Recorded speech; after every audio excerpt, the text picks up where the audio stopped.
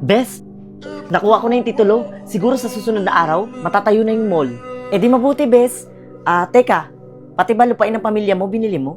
Oo, yun naman talaga yung plano ko, di ba? Yung bilhin yung lupain nila para manirahan sila sa kalsada at maranasan nila yung ginawa nila sa akin.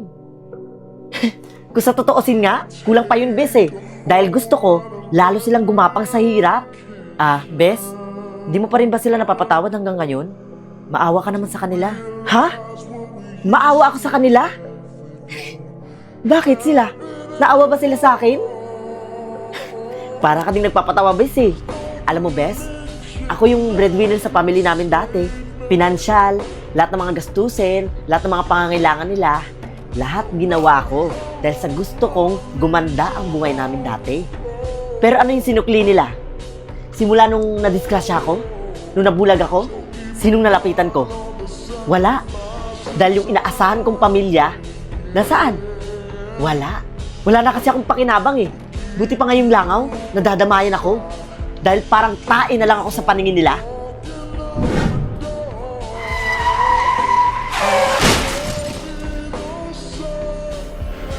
Pasensya na po kayo, Mrs. Pero tuluyan na pong nabulag ang anak nyo dahil sa malalang aksidente. Nay? Nay? Nay? Ano pong ulam natin ngayon? Bakit ka maghanap ng ulam? Bakit? May pera ka bang binigay na pambili ng ulam mo? Eh lahat nga ng ipon mo napunta rin dyan sa pagpapagamot mo eh. Dahil dyan sa katangahan mo. Kung hindi ka sana naging tanga at nagpasagasa, eh di maganda sana buhay natin ngayon. Mag-ulam ka ng asin.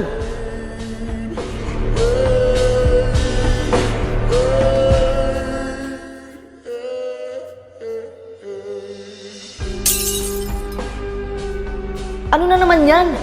Nakabasag ka na naman? Araw-araw na lang, Angela! Halika nga dito! Sorry, Nay. Hindi ko po sinasadya. Ikaw lintik na bulag ka? Ha? Nay? Lahat na lang ng mga gamit dito, binasag mo. Wala ka na nga pakinabang, perwisyo ka pa.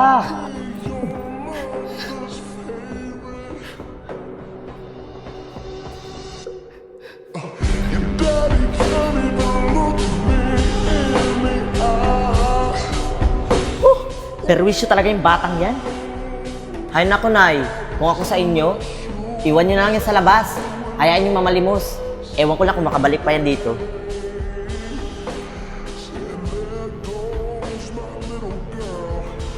Nay? Nay? Napapagod na po ako, Nay. Kanina pa kasi tayo lakad ng lakad eh. Saan ba tayo pupunta, Nay? Huwag ka na nga maraming tanong, Angela. Bilisan mo na lang maglakad. Oh, dito na pala tayo. Huwag kang aalis dito, ha? Oh, ito yung mga gamit mo. Diyan ka lang. Bakit, Nay? Saan po ba kayo pupunta? Basta, babalik din ako agad.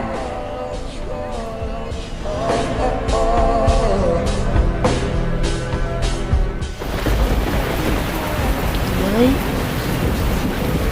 Nay?